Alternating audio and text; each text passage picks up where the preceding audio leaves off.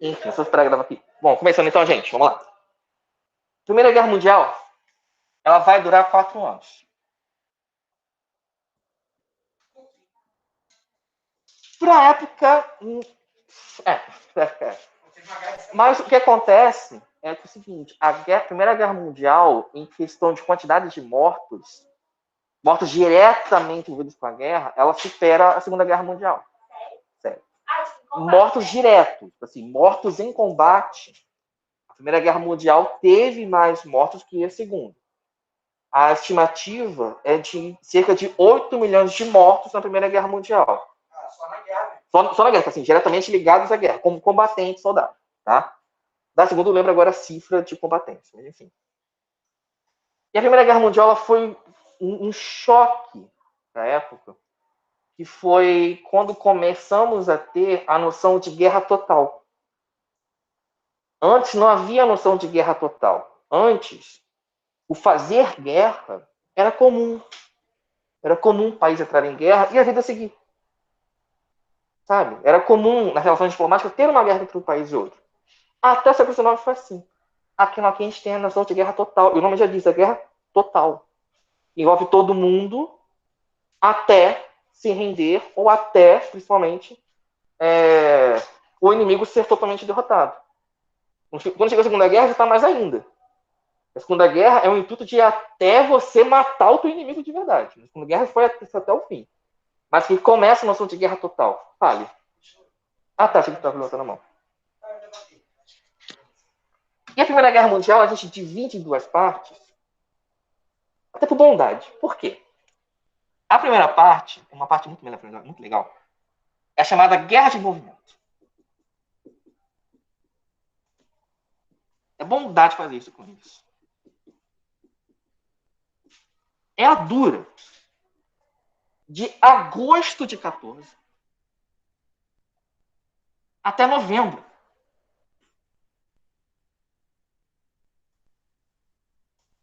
A segunda fase dura bastante. Ela dura de agosto a novembro do primeiro ano da guerra. Ou seja, desculpa.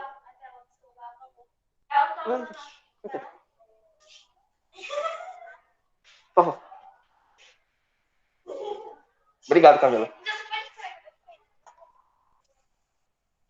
A Primeira Guerra Mundial, então, ela teve a primeira fase sendo a guerra de movimento. Jesus, Thiago, o que tá fazendo? Não é que o cabo tá aqui. O cabo tá aqui. Por que tem esse nome? Porque quando começa a Primeira Guerra Mundial, como eu comentei na aula passada, havia um desejo de guerra. Havia uma vontade de guerra e havia uma preparação para a guerra. Ficou mais legal. Quando começa a Primeira Guerra Mundial, então, os países finalmente têm a oportunidade de colocar as táticas que eles tinham elaborado anos antes. Principalmente a Alemanha. A Alemanha já tinha planos militares de como derrotar os outros países. Fala. Começa em agosto de 1914 e termina em novembro. É a data. Não, essa é a data, é a data. É. Vou botar aqui. Quanto é, pô? Gente, por isso que eu perguntei. Que saco. Gente, calma. Tá muito chato. Então, assim, nessa primeira fase, a Alemanha, principalmente, já tinha planos de como vencer rapidamente. Um dos planos envolvia uma invasão rápida pela França para cortar as comunicações da França com a Inglaterra. O outro é uma manobra militar lá na Rússia. Qual era o problema? Não só a Alemanha tinha planos militares. Todos os países envolvidos tinham planos militares. Todos os países envolvidos tinham recursos preparados para entrar em guerra. Então, essa primeira fase aqui foi isso. Um monte de movimentação militar de um país tentando cortar a comunicação do outro, fazendo não sei o quê. Foi uma coisa bastante movimentada. Eles tentaram, de cara, vencer. E cada um achava que ia vencer. Então, estava tentando botar a planeação para vencer. Uma coisa que eu adoro contar. De início, pelo menos de início, os nobres europeus de cada país estavam doidos para a guerra. Por quê? Olha que coisa bonita, gente. Coisa muito fofa. Muitas famílias nobres estavam querendo provar seu valor na guerra. De início, então, você teve muitos casos de nobres que iam para a guerra de cavalo e espada. Sendo que já é uma época que você tem metralhadora, tem granada, você tem arma química, começando a usar, você tem um monte de armamentos mais avançados. Quando esses caras, esses nobres, iam para a guerra de cavalo e espada, morriam. Literalmente, era um cara de cavalo e espada contra um soldado de metralhadora. Não estou zoando, foi isso. Porque eles queriam provar que eram valorosos, que eram hétero top, que era que não sei o quê, que eram nobres, que eram... Obrigado. O que causou de início? Diversas famílias nobres perderam suas gerações de herdeiros e sumiram com o tempo. Porque os filhos foram lá se mataram na guerra. Não estou zoando. A guerra de movimento, no início dela, envolveu muito isso. Muitos comandantes nobres queriam se provar na guerra como valorosos, porque e já é um período de armamentos militares bem desenvolvidos. Na Primeira Guerra Mundial, você começa a falar de avião sendo usado como arma de guerra. Você tem arma química, você tem lança-chamas, você tem gás venenoso, você tem um monte de coisa. Você tem metralhadora. Tipo isso. Ô, Tiago, você acha atualmente que a sociedade tem uma guerra e um país poder deixar de existir sem saúde? Acho mais difícil. Não acho improvável, mas acho mais difícil. Levando em consideração... Você só conseguiria isso com um regime fascista, porque você não se metesse Eu acho que nós tivemos chances recentemente, de que talvez acabaria tendo algo do tipo. Ano passado, quando os Estados Unidos acabou matando lá no início do ano o líder iraniano, os caras zoando, mas assim, aquilo tinha capacidade de levar em consideração um jogo de hostilidades e mobilizar redes de alianças que poderia causar uma guerra. Eu acho que pode sim ocorrer quando realmente esse negócio do acordo entre Estados Unidos e China acabar com a Antártica. Antártica, talvez. Hoje se fala em uma nova guerra fria entre China e Estados Unidos. Não se fala muito sobre isso, uma nova guerra fria. Mas um conflito aberto, eu acho difícil de sustentar, porque após as duas guerras mundiais, pelo menos a nível mundial, a gente entrou muito numa cultura mais pacífica. Tá todo mundo com muita voz para decidir o país. Agora, exatamente. Aqui é totalmente contrário. Aqui havia uma cultura de guerra de boa, guerra é ótimo, vamos guerrear. É isso. Esporte. Era um esporte. Eu estava acostumado a ser um esporte. Esporte como guerra, esporte como arte. Guerra como esporte, guerra como arte. Era um esporte. Aí, isso é guerra de movimento. Coisas rápidas. Sabe? Coisas assim, rápido. Mas travou. Por que travou? Travou porque justamente todos os países estavam preparados. Todos os países tinham condições. Todos os países tinham planos militares. Então travou.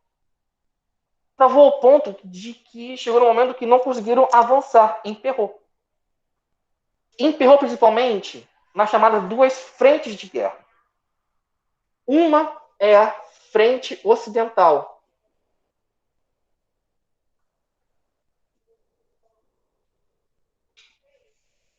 A frente ocidental, basicamente, foi entre a França e a Alemanha. Primeira Guerra Mundial. No final dela. Do outro lado, a frente oriental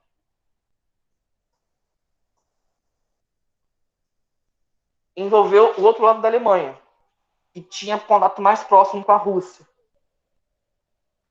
Ao final da Guerra de Movimento, você teve uma mudança. As táticas militares precisaram mudar. E você tem a segunda fase. É a Guerra de Trincheiras. Essa frente ocidental e frente oriental estava dentro da elas se formam ao final da primeira fase da guerra de movimento. Mas durante a guerra de trincheiras, elas serão os campos de batalha. Movimentações rápidas, mas estagnou. Movimentou, teve uma hora que chegou em impasse, travou.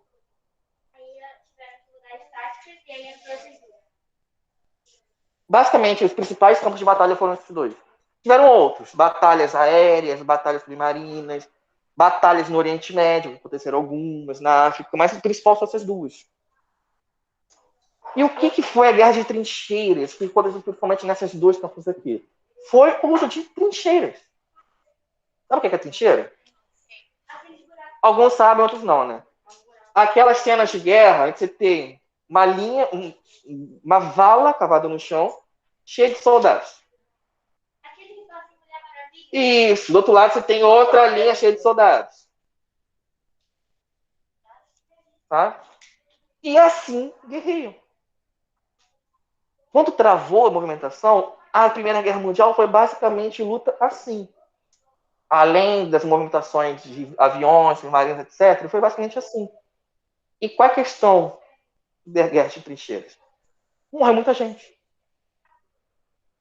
Por quê? Porque tentava se avançar de pouco em pouco. O inimigo, quando você vai avançar, ele podia usar granada, metralhadora, gás venenoso. As trincheiras eram ambientes insalubríssimos. Você ficava lá meses. Meses e meses e meses. Então ali você pegava chuva. Se o teu companheiro morresse do teu lado, ele ficava lá. Você não tinha como tirar o corpo do soldado morto da trincheira. Ficava lá, decompondo. Os próprios soldados, de alguma forma. Dava o teu jeito de ficar, dava o teu jeito. Na verdade, era muito comum você ter redes de trincheira, sabe? Era comum você ir cavando muitas vezes. Você conseguir cavar e fazer toda uma estrutura de trincheiras enorme. Podia ser maior, podia ser menor. Variava também, variava. Chegou a ter algumas. Chegou a ter algumas sim. Isso tudo variava, dependendo da condição. Se conseguisse fazer, beleza. Caberia mais gente. Existem algumas trincheiras assim? Eu acho que existem ruínas, sim. Acho Como que... eles. Acho que... Como que não deslizavam lá? Botava aquele saco. Você pode botar proteções, né, para evitar que deslize, proteções para você poder atirar. E isso tudo morrendo muita gente, Cara, legal, né? Foi bem combate frente a frente. Foi mais frente a frente, porque você tem mais uso de tanques. Na Segunda Guerra Mundial envolveu muito mais ataque a civis. Mais que a Primeira Guerra Mundial. Foi Jogo lindo. Foi muito mais limpo que na segunda. A segunda foi jogo sujo. Não, isso é verdade. A segunda envolveu muito mais ataque a civis. A primeira envolveu mais os combatentes diretamente. E foi a partir daqui que teve um saldo de 8 milhões de mortos. Enquanto a primeira fase da guerra de movimento durou 4 meses, a guerra de trincheiras foi o restante todo. Exatamente. Então, tipo assim, primeira parte, movimentação geral. Isso. Não, são só duas. Só essa. Ou seja, primeira fase é o iníciozinho que eu estou se movimentando. Segundo, travou a trincheira e vai até o final. Mataram aquele cara ali. Mas foi a primeira. Muito bom. Então, as duas fases da guerra envolvem isso. A primeira fase dura só 4 meses. E são movimentos rápidos, soldados avançando, táticas militares. A segunda fase já foi uma adaptação às condições. Como estavam todos bem preparados, começou-se a ter frentes de batalha feitas por trincheiras. Soldados ficavam lá entrincheirados, existe esse verbo, lutando por meses e morrendo ali, e tentando lutar, morrendo ali, tentando lutar. Oi? Já que quando eles morriam, a gente podia ficar um pouco fora, a gente contava que era meio longe do país. Você tinha casos de canibalismo, você teve. Mas não era recorrente. Não chegava a ser recorrente porque já tinha também a questão do gasto da guerra. Uma coisa a gente pensar o gasto da guerra. A alimentação que vai ser disponibilizada para os soldados em batalha. Quando eu falo que tem redes de trincheiras, elas garantiam também recursos de mantimento. Só que eles estavam preparados, então não tinha. Foi a época que começou a surgir as comidas enlatadas. Exatamente. Começa a ter enlatados, comidas enlatadas. Que é fácil você levar. Oi? O Brasil chegou a exportar algumas. Né? Então, tipo assim, é fácil você carregar latas de feijão e coisa assim nas trincheiras. É isso ou morrer. Não, é óbvio que naquele momento seria melhor É isso ou morrer de fome. Isabelle perguntou alguma coisa? Não, olha só. Isabelle perguntou se eu posso explicar de novo a guerra de movimento. A guerra de movimento envolveu muita estratégia. E o problema foi isso. Teve estratégia demais. Porque foi quando todos os países envolvidos, mas a Alemanha em especial, tentou colocar planos militares em ação. Então, se pegar o início, a Alemanha invade para cá, a França rebate, Inglaterra vem, e Rússia vem, não sei o quê, movimentações rápidas. Depois, só que como estava todo mundo bem preparado, isso travou, chegou em impasse. E esse impasse é bem explicado pelas trincheiras. A trincheira é o impasse da guerra. É difícil você avançar sem ser morto. Você pode tentar avançar, levantar a cabeça e morrer. Literalmente isso. Qual foi o resultado ao final? Eu posso até adiantar isso. O custo da guerra. A Primeira Guerra Mundial teve um custo muito alto. Quando eu falo de custo de guerra, eu estou falando de custo econômico e custo humano. A Primeira Guerra Mundial vai ser chamada, até hoje ela é chamada de Grande Guerra. Quando vocês verem alguém falar assim, não, a Grande Guerra.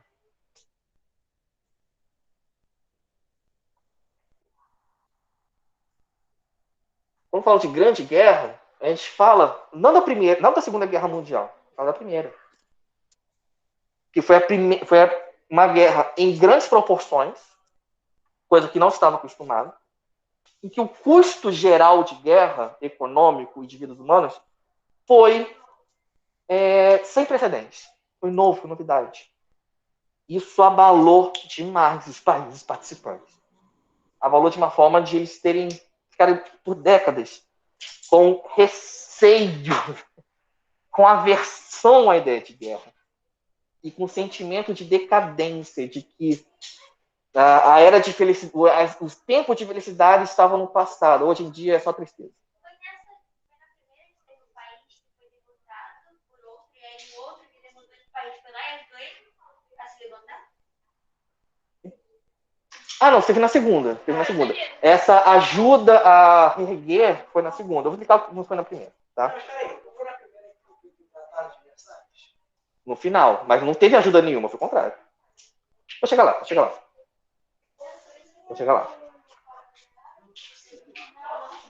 Não é isso, não. Calma, vou chegar lá, vamos entender. Posso pagar, gente? Tá tranquilo? Pessoal de casa, posso pagar? Deixa eu conseguir mandar mensagem aqui. Bom, paguei.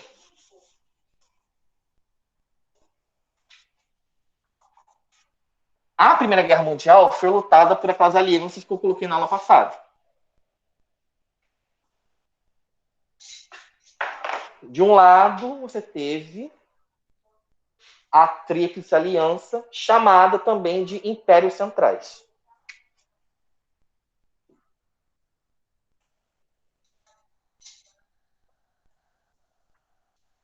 Aliança ou Impérios Centrais.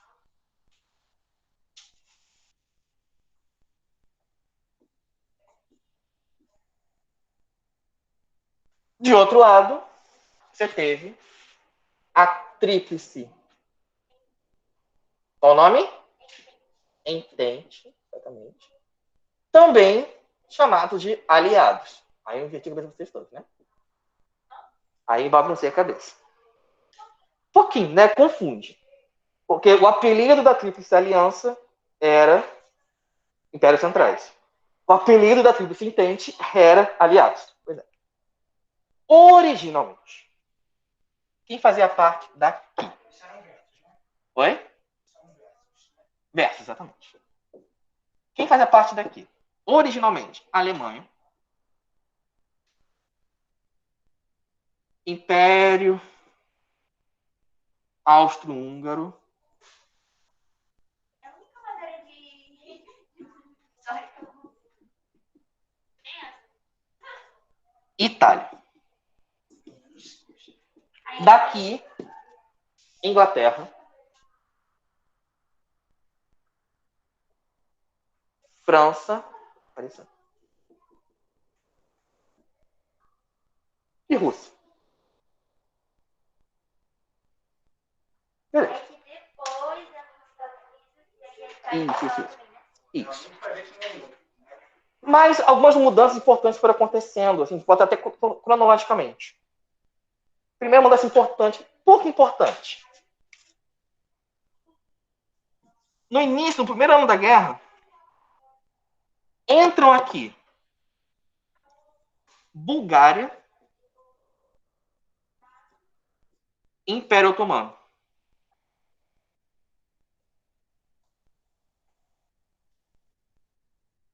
Eles entram como aliados da Alemanha, principalmente da Alemanha. A Alemanha fez alianças com a Bulgária e com o Império Otomano, que é a atual Turquia. O Império Otomano tinha mais territórios. O Império Otomano, inclusive, foi um império que originalmente comandava a região da Sérvia. Então, se deu aquela treta toda com a Sérvia, o Império Otomano estava a fim de pegar a Sérvia de volta. Então, primeira mudança, entrou mais gente. Segunda mudança, Itália mudou de lado. Em 1915, a Itália vira casaca. Por quê? Eles fizeram alianças com os alemães. Os alemães conseguiram convencê-los a entrar na guerra, aliados aos impérios centrais, fazendo parte deles. Tá? E eles queriam territórios, etc, etc, etc. A Itália, prometeram para a Itália territórios caso a Itália mudasse de lado. Prometeram para a Itália novas colônias, territórios que eram da Alemanha, e falaram para a Itália, se você nos apoiar, você vai ganhar esses territórios. Então a Itália virou a casaca. Tudo bem, entre aspas, até que. Oi? Virou a casaca, mudou de lado, traiu. Escolhe o que você tentar falar para importante. Importante que mudou de lado. Até que, em 1917, deu ruim na Rússia. A Rússia, sozinha praticamente, ela estava lutando na frente oriental. Sozinha, praticamente sozinha. A Rússia, principalmente, que estava barrando na frente oriental, a Alemanha, Império Austro-Húngaro. Em 17, a Rússia começa um processo revolucionário da Revolução Russa. A Revolução Russa acontece de fevereiro até outubro. Em fevereiro já teve uma demanda muito forte de qual foi? Nós queremos sair da guerra. Nós queremos sair, não queremos mais saber da guerra. Então a Rússia, durante 17, começou a dar sinais de que ia sair da guerra. No final ela sai da guerra, realmente, ela acabou saindo. Em novembro, ela anuncia que saiu da guerra, novembro de 17. E em 1918, ela começou um processo de revolução interna, a gente vai estudar a Revolução Russa. Tá? E uma das demandas dos revolucionários realmente foi essa, sair da guerra. Por quê? Porque a guerra estava sendo muito pesada para a Rússia, estava sendo muito cara em economia e vidas humanas. A Rússia aí se chamava Rússia. Se chamava Rússia. Tá? A partir daqui de 17 que vai virar a União Soviética. Depois, enfim. Depois que ela sai em 17, ela fica ameaçando sair o ano todo. Em novembro, ela sai, oficialmente. E acho que em janeiro, fevereiro, não me recordo agora, eles até fazem um acordo de paz com a Alemanha. É um tratado de Brest-Litovsk. Nome bonito, né? Stop. Oi? Nada a ver, quem espirra assim? Brest. Cadê? Litovsk, é isso mesmo. Brest-Litovsk com. Brest-Litovsk. Só para situar vocês. Não vou. Isso aqui não é muito importante, não. Mas é legal saber que nesse tratado aqui, a Rússia assinou paz com a Alemanha. Falou, tô fora da guerra, vamos assinar o tratado de paz aqui. Então isso foi em 1917. O tratado já no começo de 18. Mas é um pouquinho depois, né? E nesse tratado. Quando a Rússia sai. A Rússia sai. E nesse tratado é interessante que a Rússia ela aceitou desocupar territórios que ela ocupava. Então, com esse tratado, surgem países. Surge Finlândia, surge Polônia, surge Lituânia, surge Ucrânia, surge Letônia. Alguns países que faziam parte do oeste russo, a Rússia decide, ela aceita desocupar, dar independência a eles. Beleza. Voltando aqui, importante aqui, a Rússia saiu. Ela ameaçou sair durante 17 e no final ela saiu. Então, Rússia quitou a partida. Rússia saiu. E Rússia era um dos principais combatentes do lado dos aliados. O que aconteceu? Deu ruim. Itália quase peso morto. Coitado da Itália. Quem deixou pensar, gente, coitado da Itália. Cara, Itália é real. Itália é real. Não sei porque a Itália tá no negócio. Ela quis, né? Tava afim. Tipo isso. Tipo isso. Quando a Rússia sai, França e Inglaterra se veem em perigo, assim, de fato. Porque a saída da Rússia garantiu para a Alemanha, ufa, um a menos. Como eu tenho um a menos, posso focar no que restou. Aí, o amiguinho de sempre resolveu intervir. Estados Unidos, exatamente. Com a saída russa no mesmo ano, os Estados Unidos, quando a Rússia estava ameaçando sair, os Estados Unidos entram. E por que ele entrou? Porque ele era bonzinho, paz e amor? Não. Óbvio. Os Estados Unidos, antes de entrar, em 17, eles apoiavam a Alemanha e França. Mas apoiavam vendendo, tá? Apoiavam economicamente. A Alemanha e França Inglaterra e França tinham feito vários empréstimos com os norte-americanos. E estavam comprando armas, etc, etc deles. Então, Inglaterra e França eram clientes dos Estados Unidos, clientes assim, de luxo. Negócio de luxo. Qual era o medo dos Estados Unidos? Se eles perderem a guerra, não vão pagar o que estão devendo. Nossa. Uhum. Cara, então entrou em 18. 17. Rússia sai e entrou em 17. É que mesmo ano. Rússia saiu e entrou nos Estados Unidos. Mesmo ano. Chegou a ficar alguns meses, pouco. Era muito estranho pensar que a Inglaterra estava com a França e a Rússia estava com os Estados Unidos. Acontece. A vida tem disso. A A vida tem isso, a vida tem disso. Esse foi o primeiro motivo, né? Então ele queria realmente garantir que os seus aliados pudessem pagar para ele no final o que estavam devendo os empréstimos. Além disso, a Alemanha, querendo forçar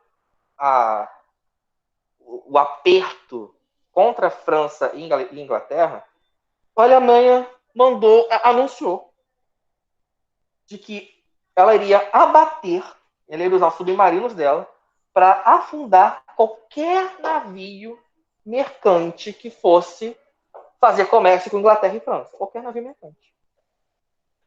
A Alemanha ameaçou. Ela falou, vou fazer isso. Ela chegou a fazer mesmo. Aí piorou. Os Estados Unidos estava realmente o principal vendedor para a Alemanha. Os Estados Unidos estava o principal vendedor para a Inglaterra e França. Estou conseguindo falar Alemanha. Quando a Alemanha fala que vai abater navios e abate alguns americanos, segundo dizem, os Estados Unidos vai aproveitar, então tá bom, declaro guerra contra a Alemanha. Resumindo, os Estados Unidos entrou para garantir seus interesses econômicos que estavam sendo envolvidos com a guerra, para garantir que seus devedores pagassem os empréstimos e compras que tinham feito com eles.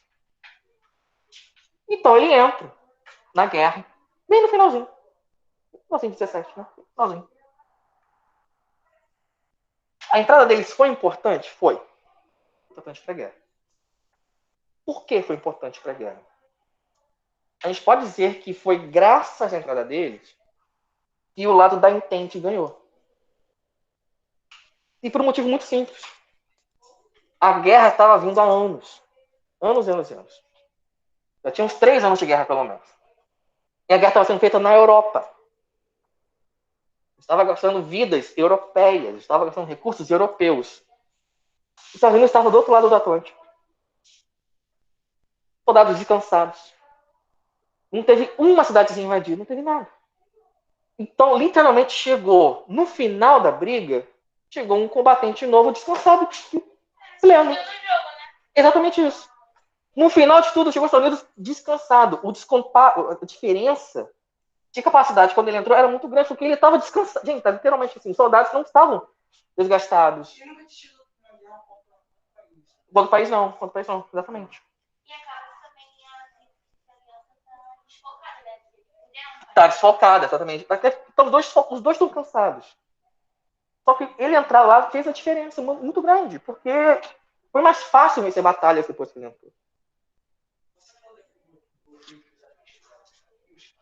Um gatilho de uma história de guerra que um país invadia com aviões de noite, bombardeava o outro.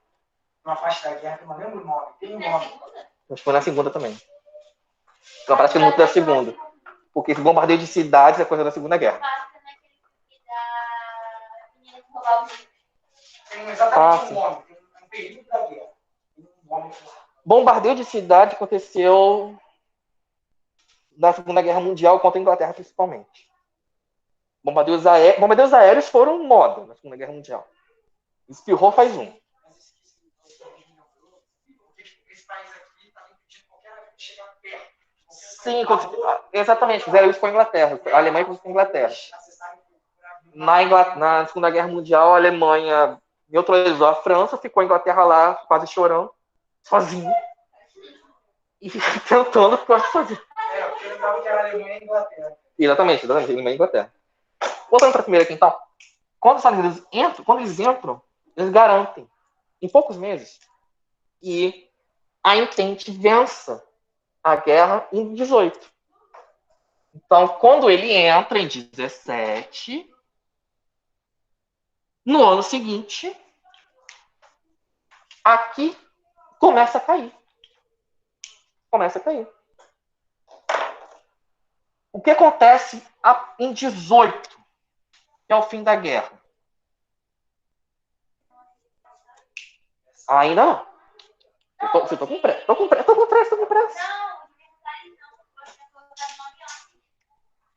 Também.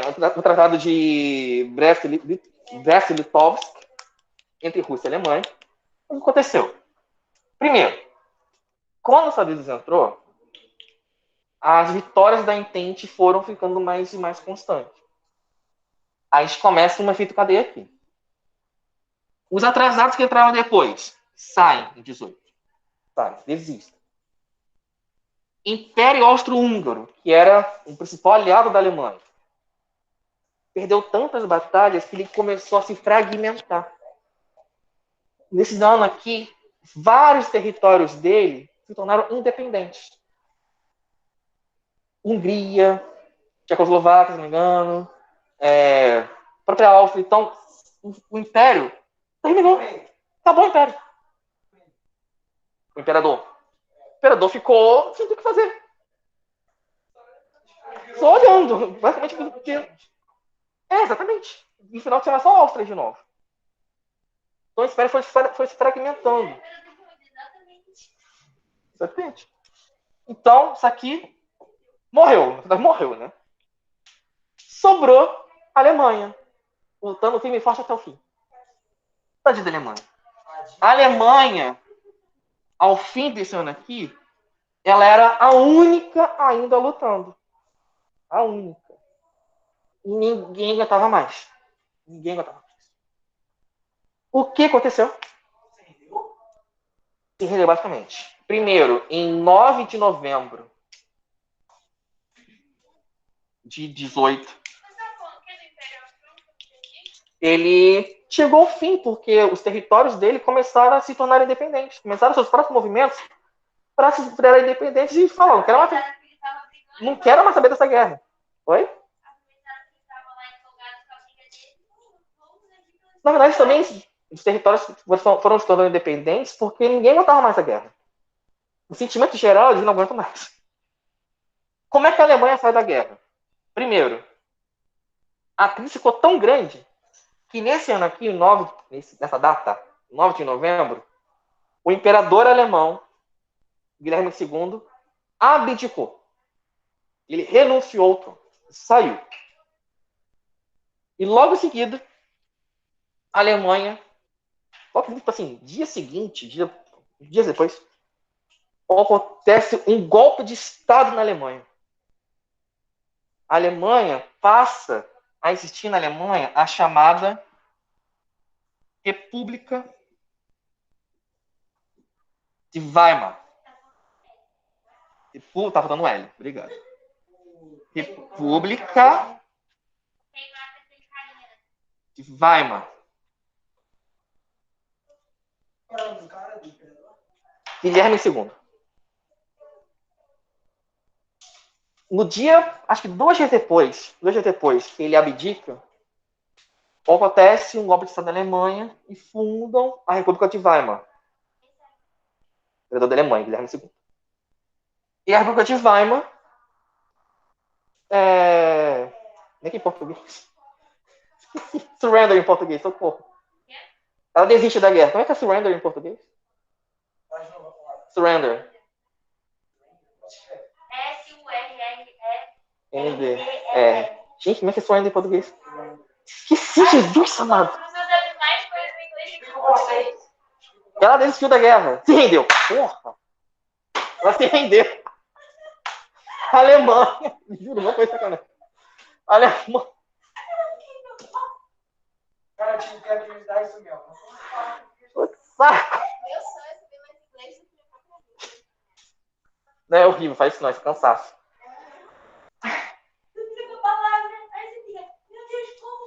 Como é que a gente fica lá? Mais cedo, não tratou, mas esqueci como é que escrevia um negócio em português, porque em francês tem 2 N. Eu fiquei, enfim. Já cheguei a botar Brasil com Z. Eu já perguntei numa turma uma vez, gente, o Brasil é com essa com Z em português. Eu fiquei, tipo, eu virei, gente, com essa com Z. Cara, o professor me chamou, João, tá de sacanagem? Me desculpa, Acontece. Gente, realmente, não de sacanagem, realmente deu um delay aqui muito forte. A Alemanha se rende da guerra após a abdicação do imperador Guilherme II e o golpe de Estado que criou a República de Weimar. Essa república, eu vou falar dela numa aula mais futura, porque ela vai durar até surgir Hitler, basicamente. Surgir Hitler. Hitler. Isso, assim, dia seguinte, a Alemanha se rendeu. Se rende.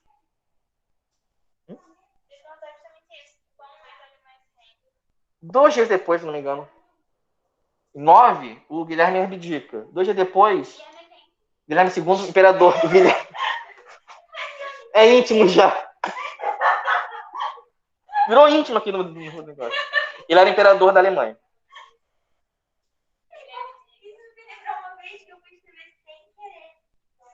Estava fazendo uma prova sobre a abolição da escravatura no Brasil, né? Aí muito sem querer eu esqueci de colocar o Princesa na A Isabel é íntima. É íntimo, foi íntimo.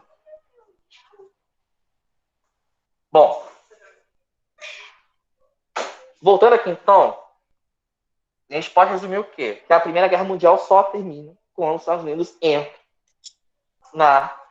no conflito. E ele só entra porque a Rússia saiu. Tá?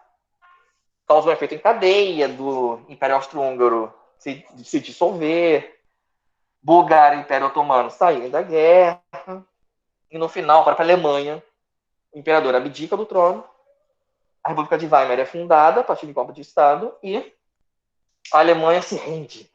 Palavra boa em português.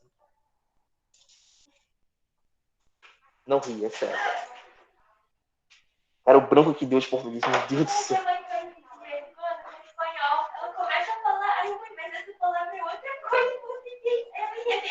É verdade.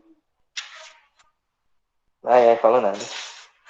Bom, tá aqui com uma pergunta até aqui, tá tranquilo? Com que eu volte uma parte? Mesmo com que eu volte, eu posso voltar. Então de cá, tá tranquilo? Deu pra ouvir?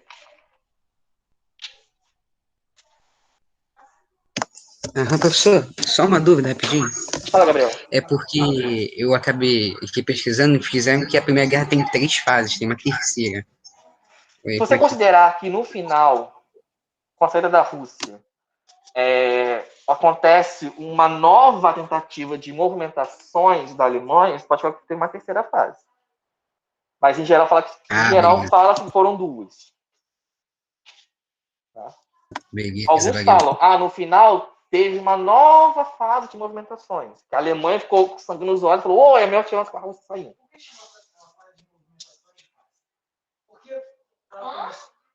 Isso mesmo, exatamente isso. Por que chamam a fase de movimentação de fase? Fase, etapa, algum momento. Por que algum momento a guerra? Por que alguma parte da guerra se não teve combate? Teve combate. Não, movimentando para combater, né? Movimentando, estamos andando, caminhando. Não é posicionando, é movimentando para ir combater, para invadir, para matar soldados. Foi uma batalha. Teve batalha, não é tipo, estamos nos posicionando para o negócio. Não, nem isso. A Terceira Guerra de Movimento foi uma parte em que os países tentaram usar estratégias militares para vencer. Então invadia, conquistava, tinham batalhas. Eu deixa eu perguntar.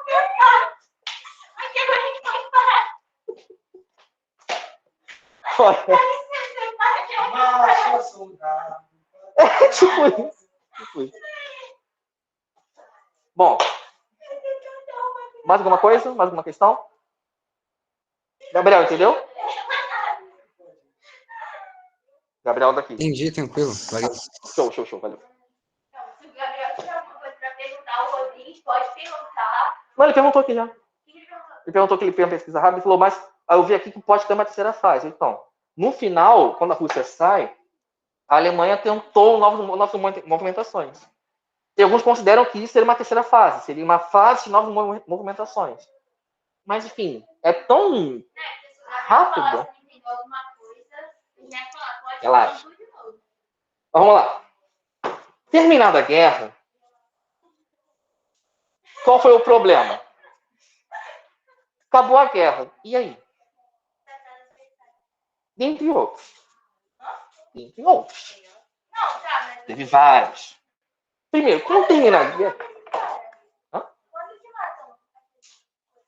Que coisa? Tem um nome que evoca, um nome importante. Vários. Não, tem um Então tá bem de nome. Acho que é só aquele cara que eu falei Aquele cara daquele dia? Que fez aquele negócio? Que morreu naquele lugar. Esse é muito bom. Vai lembrando aí. Tá gravando a aula? Tô gravando tudo. Eu tento registrar. Bom, quando termina a guerra, começou realmente uma conversa do e agora que a gente faz? E um pouquinho antes do final da guerra, o presidente americano, Woodrow Wilson, ele começou a falar de pontos que ele defendia para uma nova etapa de Europa pós-guerra. Ou seja, ele começou a defender 14 pontos ao todo de paz. É o nome do cara. Isso aqui era o presidente dos Estados Unidos. Tá, presida. Isso, ele comandou os Estados Unidos na Primeira Guerra. Tá, presidente. Colocou os 2 pontos e o P. Jesus. Ele defendeu alguns pontos que ele achava que ajudariam a manter a paz. Dentre eles, alguns são interessantes. Por exemplo, ele criticou muito a questão de se fazer reuniões diplomáticas secretas, fazer alianças secretas. Ele defendeu que isso passasse a ser feito abertamente, coisa que antes era feita secretamente. Para quê? Para evitar que países descubram que existem alianças do nada em jogo. Ele defendeu também o tal do princípio de soberania das nações. Isso aqui é interessante. Vou colocar na prova caso preciso. Só o nome Wilson. Presidente Wilson. Só não esquece do presidente. O Wilson não falou, né? É o meu tio ali. Tem o Wilson, não, meu vizinho. O que é isso aqui? Princípio de soberania das nações. É uma ideia que ele defendeu bastante, que hoje está em voga, que é de uma nação, um povo, por princípio, deve ser soberano, não deve ser comandado ou governado por nenhum outro. Hoje em dia não é muito, né? Não é lá muito. Aqui ele defendeu isso principalmente para resolver a situação lá nos Balcãs, ou seja, a região da Sérvia. Para a Sérvia parar de ser, basicamente, para a Sérvia parar de ser disputada por vários países e poder se governar sozinha, vai lá pegar a vida, vai ser feliz. Ele propôs. Mas essa ideia aqui dele, hoje está em voga, hoje tem uma dessa ideia, do princípio de soberania das nações, de um povo poder se governar, seguir sua vida. Autossoberania, melhor falar assim. O princípio da autossoberania das nações. Corretíssimo, muito bom. E ele também propôs que surgisse uma Liga das Nações. Ele propôs isso primeiramente. O que é a Liga das Nações? Era uma pré-ONU. Uma primeira ONU. A proposta inicial foi do Wilson. Ele propôs que os países começassem uma espécie de assembleia internacional para resolver esses problemas e não precisarem ir para uma guerra. Porque antes, problemas eram resolvidos ou diretamente, ou se algum outro país, por boa vontade, quisesse intervir de alguma forma. O Wilson foi praticamente ignorado. Foi muito ignorado. Pois é. Dos tratados de paz, dos tratados pós-guerra, o de Versailles foi realmente o mais influente. Aconteceu. Mas a proposta por ele foi Liga das Nações. Foi criada aqui, mas ele não quis participar. Por causa de como foram feitos os tratados de paz. Os Estados Unidos eles não estiveram de acordo com a forma como eles lidaram com os países após a guerra. Entendeu? Assim, ele propõe. Mas ele mesmo, vendo a situação, que ficou depois, ele não quis fazer parte. E isso foi um ponto fraquíssimo na Liga das Nações. Fraquíssimo. Não teve Quando termina a guerra, os Estados Unidos já é potência. É um país mais rico, poderoso, não quis fazer parte. Entendeu? O Tratado de Versailles é o mais famoso, né? Tá em francês. Tá em francês. Desculpa.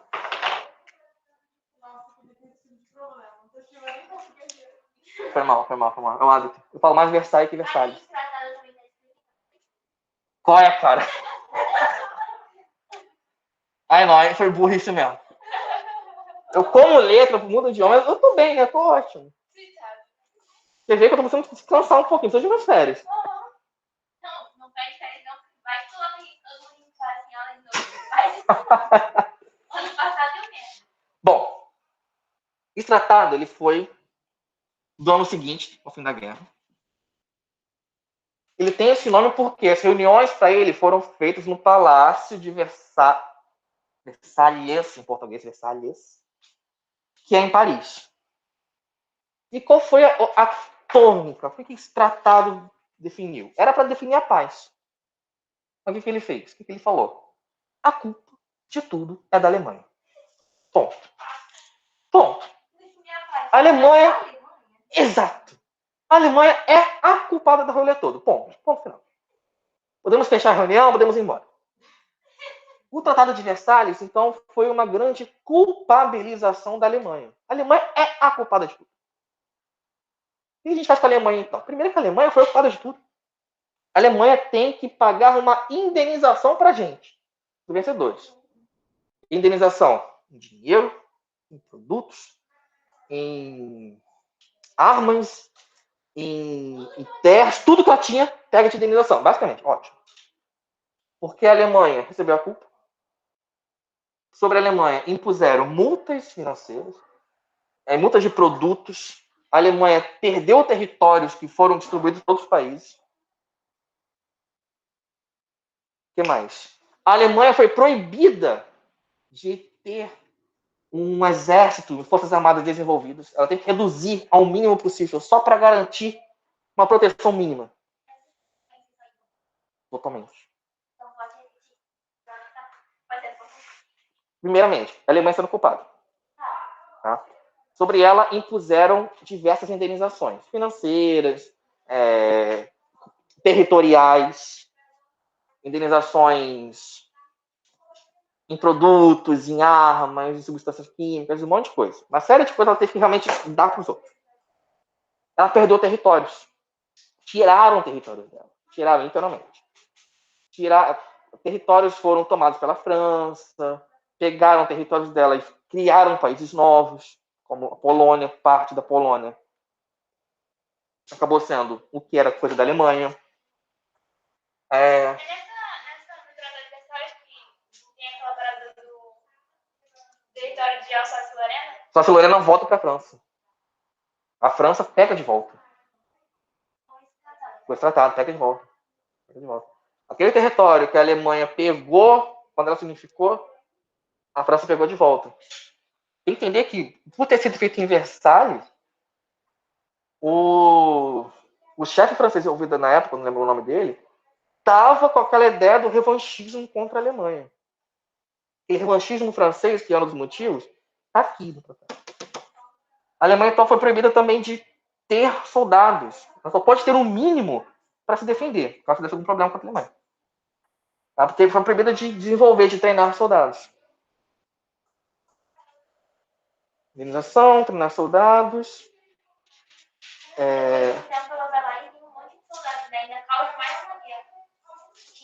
Pois é.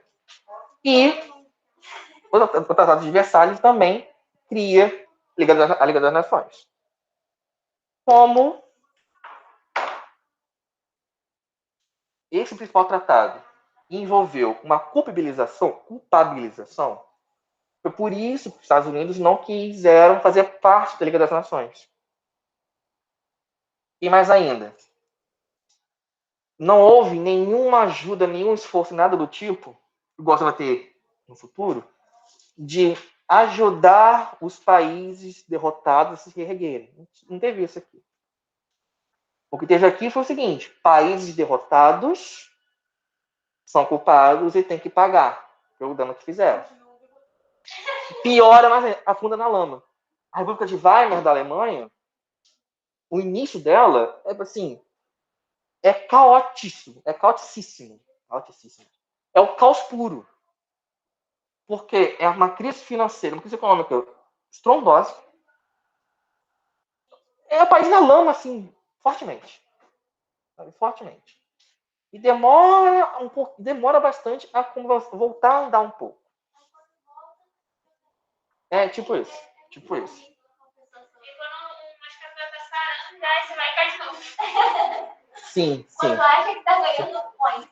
A Segunda Guerra Mundial, ela, no final dela, os vencedores, vão investir para ajudar os perdedores para evitar isso. Por quê? As consequências do Tratado de Versalhes, de culpabilização, de você sugar o perdedor, foi um dos motivos principais da Segunda Guerra Mundial. Isso gerou a Segunda Guerra Mundial. Uma revanche da Alemanha gerou a Segunda Guerra Mundial. Então, assim, o Tratado de Versalhes, a gente pode dizer que foi o motivo da Segunda Guerra Mundial. Tá? Existe, inclusive, um historiador chamado Eric Hobsbawm que ele não divide. Ele não divide Primeira e Segunda Guerra. Ele chama de guerra total. Ele fala, teve guerra. 39. 39, tá? E mais, por que ele fala mais ainda? Porque se pegar mundialmente... Oi? A Alemanha guardou rancor forte. Forte. E é interessante ver que com o final da Primeira Guerra Mundial, alguns países se beneficiaram. Estados Unidos enriqueceu. Japão se enriqueceu. Por quê? Porque o Japão teve mais chance de conquistar territórios na Ásia. Os arredores do Japão eram antes territórios franceses e ingleses, etc. O Japão pôde conquistar esses territórios. O Japão avança mais na China, avança mais nas Coreias. O Japão se torna mais imperialista. Não, isso depois da Primeira Guerra Mundial. Japão, ele se aproveitou do vácuo de poder que aconteceu na Ásia. Os europeus estavam quebrados. Então o Japão se enriquece. No período entre as duas guerras, o Japão se enriquece muito. E, tecnicamente, a gente pode considerar que o Japão ele começa a Segunda Guerra antes da Segunda Guerra. A Segunda Guerra começa em 39, igual eu respondi. Mas, na Ásia, o Japão começa hostilidade, começa batalhas mais de 10 anos antes. Sabe? O Japão se aproveitou do vácuo de poder gerado, ou seja, os europeus estavam na Ásia, sendo imperialistas. Na Primeira Guerra, eles perderam muitos territórios. Quem ocupou? O Japão. O Japão não foi afetado pela Primeira Guerra Mundial, aproveitou que o pessoal da Europa estava fraco, conquistou. Na Ásia. China, Coreia. Deu para entender a ideia? Alguns países europeus que também não foram envolvidos no conflito também enriqueceram. Espanha enriqueceu, Suécia. Se mantiveram neutros. E depois de terminar a guerra, eles conseguiram fazer comércio, oferecer empréstimos. Então eles aumentaram suas riquezas. Espanha e Suécia são os que eu mais lembro. Eles realmente não quiseram se envolver. E o Império Otomano morreu também. Outro império que morreu. Após a Primeira Guerra Mundial, você tem agora o surgimento da Turquia. Porque um outro tratado de pós-guerra deu fim ao Império Otomano, o Tratado de Sèvres.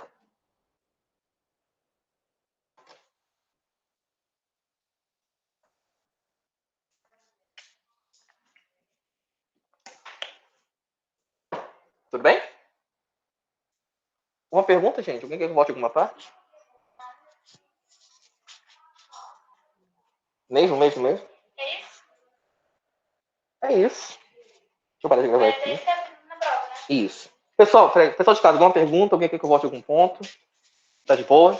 Mas fica resumindo, olha só. Só pra gente ver. Tá de boa? Qual que é o outro tratado que você falou agora, que derrubou o Império Romano?